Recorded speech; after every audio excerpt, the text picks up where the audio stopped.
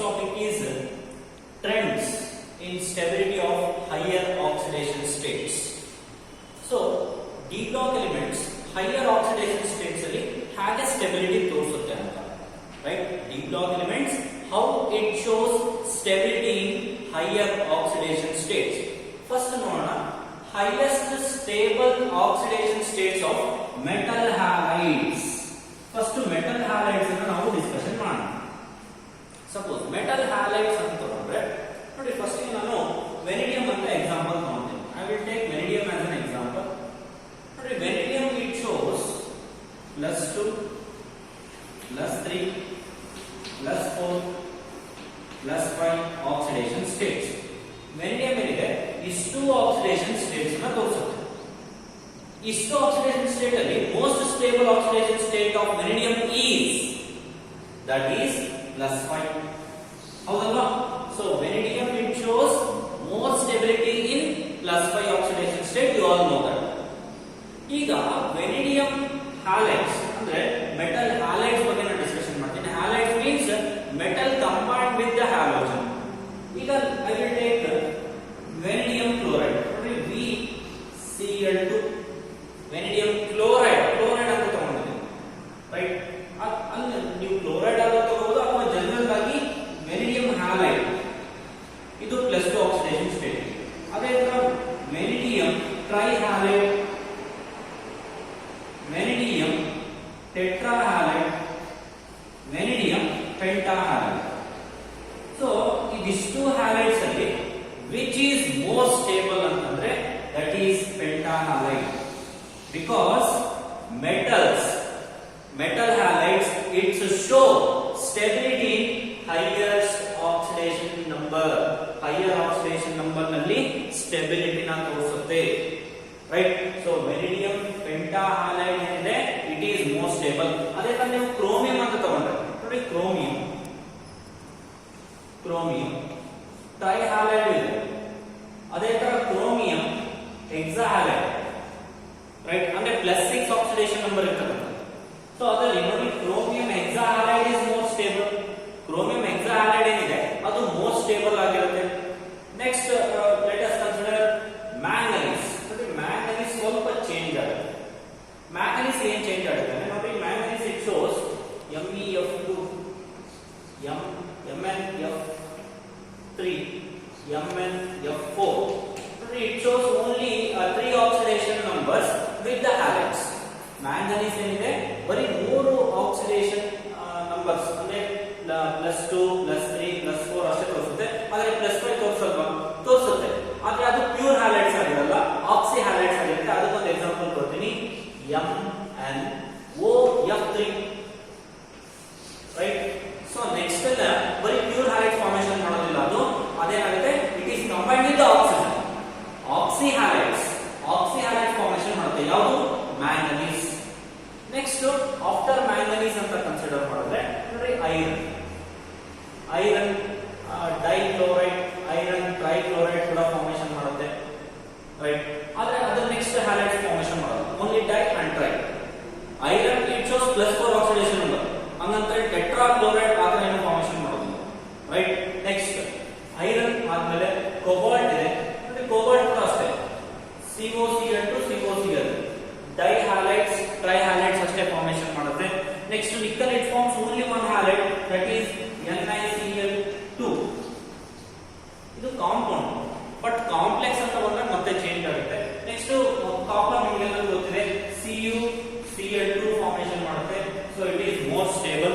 ನಾನು ಆಲ್ರೆಡಿ ಇನ್ನೊಂದು ಎಕ್ಸಾಂಪಲ್ ಕೊಡ್ತೀನಿ. ಈಗ Cu2Cl2 ಇಲ್ಲಿ ಕಾಂಪೌಂಡ್ +1 ಆಕ್ಸಿಡೇಷನ್ ಸ್ಟೇಟ್ ಆಗುತ್ತೆ, but this compound undergoes disproportionation reaction. ಇಲ್ಲಿ CuCl2 ಇದೆ, ಇಲ್ಲಿ Cu2Cl2 ಇದೆ. ಇವೆರಡರಲ್ಲಿ ಮೋರ್ ಸ್ಟೇಬಲ್ ಯಾವುದು? That is CuCl2, because in this compound copper has +2 oxidation state. Cu2Cl2 ನಲ್ಲಿ copper has +1 oxidation state. It undergoes disproportionation reaction. Next final ಆಗಿ ಉಳಿದಿರೋ zinc ನಿಮಗೆ ಗೊತ್ತಿದೆ, ZnCl2. In this way metal shows stability with metal halides, and metal halides with highest oxidation number is more stable. Metals with highest oxidation number is more stable. Remember, ಈಗ CrCX3 ಅಂದ್ರೆ chromium ಟ್ರೈಹ್ಯಾಲೈಡ್ಸ್ ಹೆಕ್ಸಾಹ್ಯಾಲೈಡ್ಸ್ compare ಮಾಡಿದ್ರೆ ಯಾವ್ದು more stable ಇದೆ ಅಂದ್ರೆ ಹೆಕ್ಸಾಹ್ಯಾಲೈಡ್ಸ್. So more the oxidation number, more is the stability of the metal halides. Right? ಅರ್ಥ ಆಯ್ತಲ್ಲ? Okay, next topic we move on. That is highest stable oxidation number in metal oxides. Right? Highest stable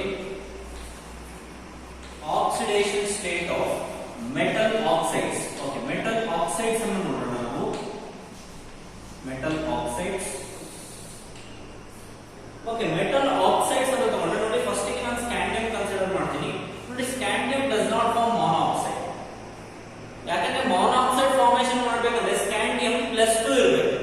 oxidation number scandium ಎಷ್ಟು ಇರಬೇಕು? +2. But scandium it shows only one oxidation number, that is +3.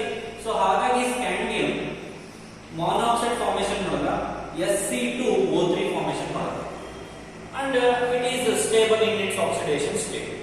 But titanium ಅಂತ ಬಂದ್ರೆ ನೋಡಿ, titanium +2 oxidation number ತೋರಿಸುತ್ತೆ. ಹಾಗಾಗಿ titanium monoxide formation ಮಾಡುತ್ತೆ, vanadium monoxide, chromium monoxide, manganese monoxide formation ಮಾಡುತ್ತೆ. Right? Next, ಈಗ titanium +3 oxidation number ತೋರಿಸುತ್ತೆ. ಅದರಲ್ಲಿ Ti2O3, V2O3, Cr2O3, Mn2O3. Right? Next, titanium it forms a +4 oxidation state, Ti2O4, V2O4, Cr2O4, Mn2O4. Right?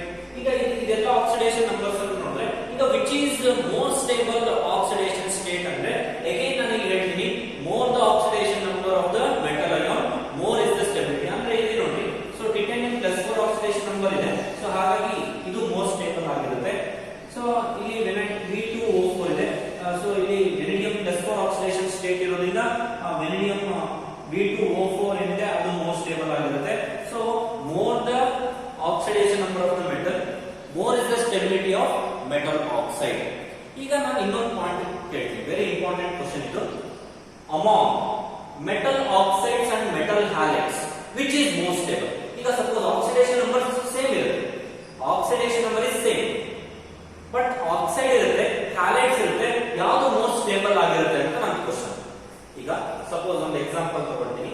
ಈಗ Cr2O3 ಇದೆ, CrX3 ಇದೆ ಅಂತ ಅನ್ಕೊಳ್ಳಿ, ಅಥವಾ ಒಂದು ಪರ್ಟಿಕ್ಯುಲರ್ ಹ್ಯಾಲೈಡ್ Cl3 ಅಂತ ಇಟ್ಕೊಳ್ಳೋಣ.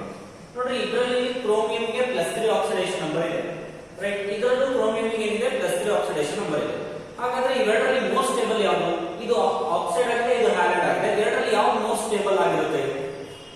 That is metal oxide is most stable.